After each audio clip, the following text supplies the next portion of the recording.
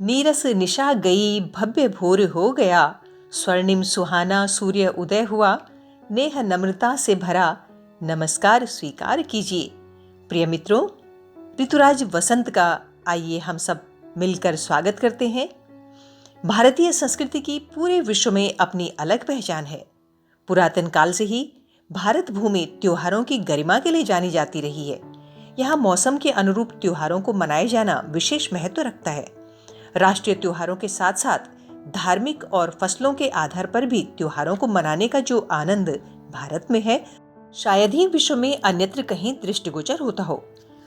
प्रकृति प्रदत्त 6 ऋतुओं का जो आनंद भारत भूमि में है, वो अन्यत्र कहीं भी नहीं है। यहाँ के नैसर्गिक सौंदर्य पर देवता भी मुग्ध रहते हैं। इसीलिए तो वे भी इस वसुंधरा पर जन्म लेने के लिए लालायित रहते हैं। वसंत, ग्रीष्म, वर्षा, हेमंत, शिशिर, शरद, इन सभी ऋतुओं में सर्वप्रिय ऋतु वसंत ऋतु के इंतजार में हर प्राणी बेसब्री से ऋतुराज के इंतजार में पलके बिछाए रहता है। शिशिर ऋतु की हाड़ कंपा देने वाली निष्ठुर शीत के डर से जो पेड़ ठूठ बनकर खड़े थे, अब ऋतुराज वसंत के आगमन की तैयारियों में जुट गए हैं। हरी हरी पत्तियों से टहनियां लद गई हैं और दुल्हन रूपी कोमल कलियां इन घूंघट रूपी पत्तियों के मध्य से अपने प्रिय के दीदार करने के लिए उत्कंठित दिखाई पड़ती हैं। प्रकृति रानी रंग बिरंगे परिधानों से सुसज्जित होकर ऋतुराज को आकर्षित करने के लिए अनगिन भावों से मन मोहने लगी हैं। चहुं ओर सुगंधित बयार प्राणी मात्र को मदहोश करती हुई चेतना को जागृत करने में कोई कसर नहीं छोड़ती। संपूर्ण प्रकृति नैसर्गिक सौंदर्य और उल्लास से ओतप्रोत होने लगती है। कहा जाता है, वसंत ऋतु की पंचम तिथि को भगवान शिव के मुख से एक विशेष राग प्रस्फुटित हुआ था, जिसे वसंत राग के नाम से जाना गया। इसे मधु ऋतु का राग भी कहा जाता है। हमारे ग्रंथों में प्राचीन काल से ही वसंत ऋतु की पंचमी के दिन वसंतोत्सव मनाने के रोचक प्रसंग दृष्टिगोचर होते हैं, जिनमें वसंतोत्सव के पहले से ही जगह जगह पर बंधनबार सजाए जाते थे, पूजा की सामग्री एकत्रित कर ली जाती थी, केले की स्तंभों से प्रवेश द्वार सुसज्जित किए जाते थे और पीत वस्त्र धारण कर रति और कामदेव की अर्चना की जाती थी, जिसका वर्णन भविष्य पुराण में भी मिलता है। इस मदनोत्सव में स्त्री पुरुष प्रेम भाव से पुष्प चुनकर माला गूंथते, एक दूसरे पर अबीर कुमकुम का तिलक लगाते और नृत्य संगीत का आयोजन होता। महर्षि वाल्मीकि रामायण में भी वसंतोत्सव का मधुर वर्णन मिलता है। महर्षि भवभूति ने भी वसंतोत्सव का मनोहारी वर्णन किया है।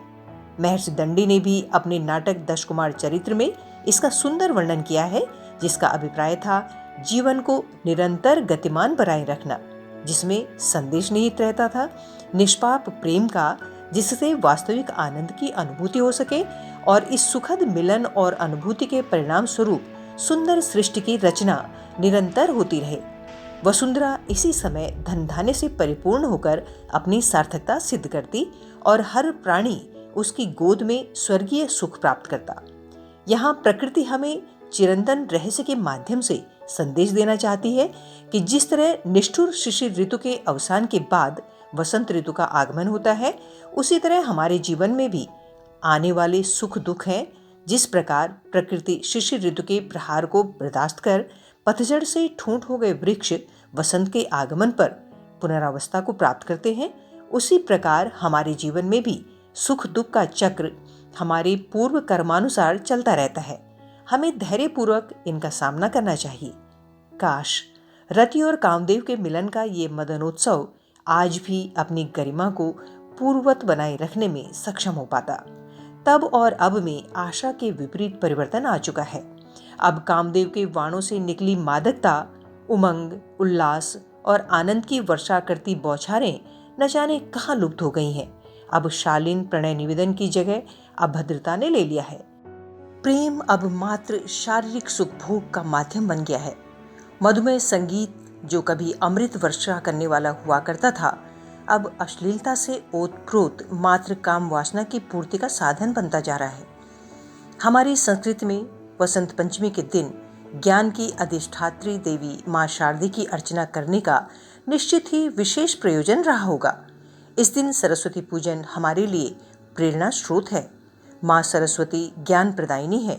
इसीलिए वसंत ऋतु की पंचमी के दिन उनका वंदन करने से हम कुमारगामी होने से स्वयं को बचा सकते हैं, बशर्ते हम मन से माँ सरस्वती की वंदना करें, क्योंकि आधुनिक पीढ़ी ज्ञान प्रदायक संस्कृत श्लोकों की जगह अश्लील फिल्मी गानों को सुनना और निरंतर उन पर थिरकना अपना अधिकार समझने लगी है। हम सबका दायित्व बनता है कि हम भावी पीढ़ी का मार्गदर्शन करते हुए अपनी संस्कृति की रक्षा के लिए अपना महत्वपूर्ण योगदान दें। विचारों का हमें रहेगा इंतजार। आप सुनते रहिए रेडियो हिंदुस्तान।